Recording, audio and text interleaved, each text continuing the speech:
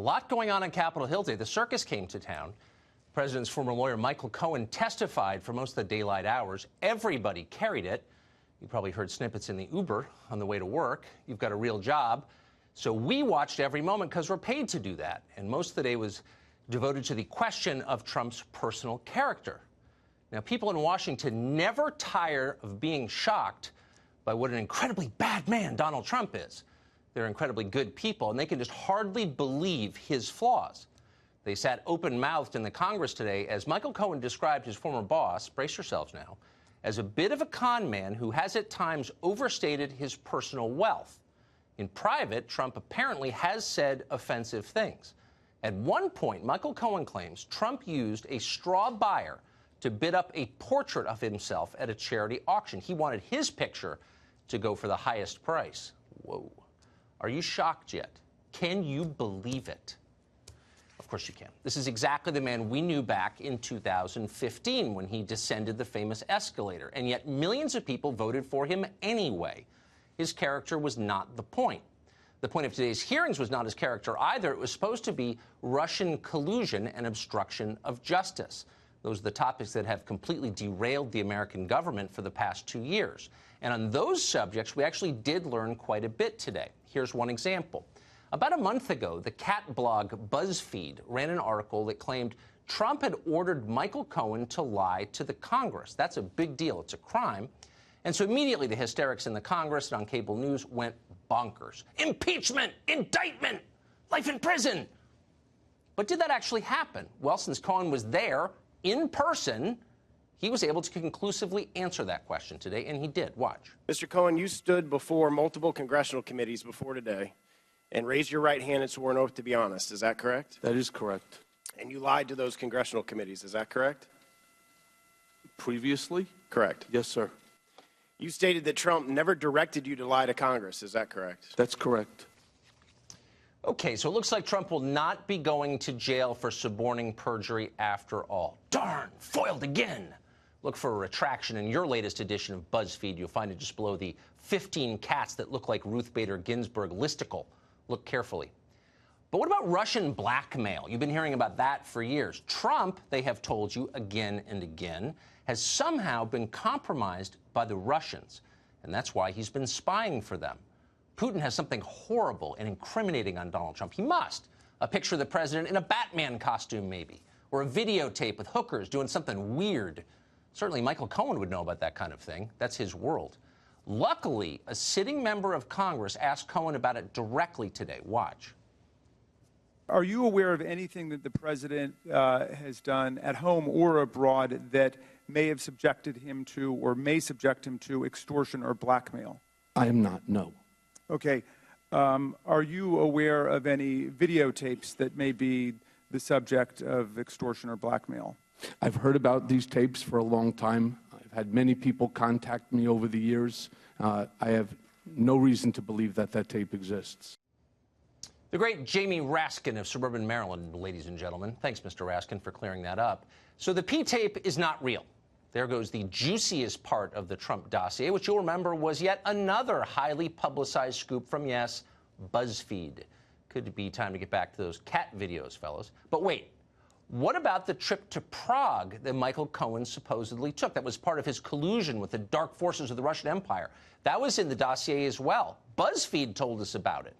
Surely Cohen would admit it now. He's heading to prison. He's got nothing to lose. Well, Cohen was asked about that Prague trip today, and here's what he said. Have you ever been to Prague? I've never been to Prague. Never have. I've never been to the Czech Republic. You'll balance my time. This is where it gets confusing. Never been to Prague. This is the point at which what they call the narrative starts to break down a little bit. If Michael Cohen never went to Prague, as BuzzFeed and Adam Schiff and the entire primetime lineup of MSNBC have told us repeatedly that he did, then how exactly did Michael Cohen collude with the Russians to steal the 2016 presidential election from its rightful winner, Hillary Clinton? Well, that's a good question, isn't it? Debbie Wasserman Schultz of Florida, as incisive an interviewer as the Democrats have, wondered that too. Here's the exchange. Based on what you know, would Mr. Trump, or did he, lie about colluding and coordinating with the Russians at any point during the campaign? So as I stated in my testimony, I wouldn't use the word colluding. Was there something odd about the back and forth praise with President Putin? Yes, but I'm not really sure that I can answer that question in terms of collusion.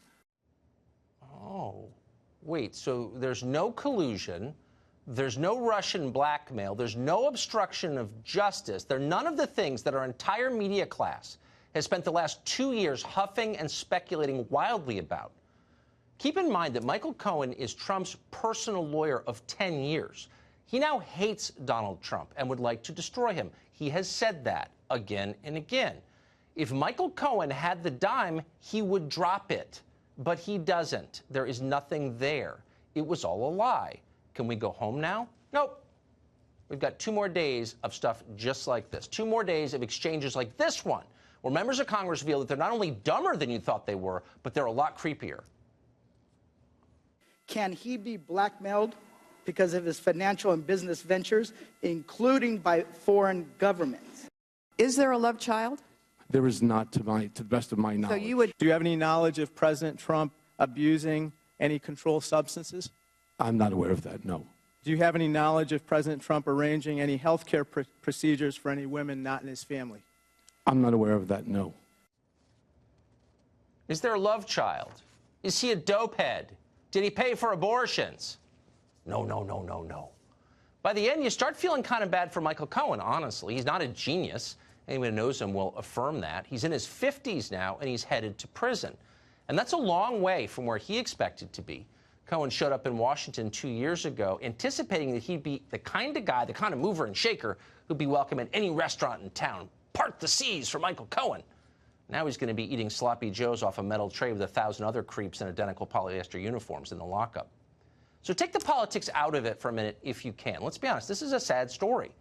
Michael Cohen is a broken and desperate man, but nobody cares. Democrats cheered for his conviction on ludicrous, absurd campaign finance charges, as if paying off somebody's girlfriend is a campaign finance violation. It's laughable, but they don't care. Now they're squeezing whatever use they can out of Michael Cohen as he shuffles off to his cell. What do the rest of us get out of this? We learn that Trump is vain and vulgar. Okay. What do we do with that information? Is it supposed to make us support open borders, late-term abortion, the war in Syria, the Green New Deal? Will it make the drug epidemic go away? Will it make the suicide rate drop? Will it make housing affordable in the cities? What does it have to do with anything? Well, it doesn't have anything to do with anything. And that is exactly the point of it. That's why this is going on forever. The more time they waste yelping about Trump's charity auction scam in his naughty language in private, the less time they have to explain why they've run this country into the ground and gotten rich doing it. This is a distraction, and we are falling for it, for the record.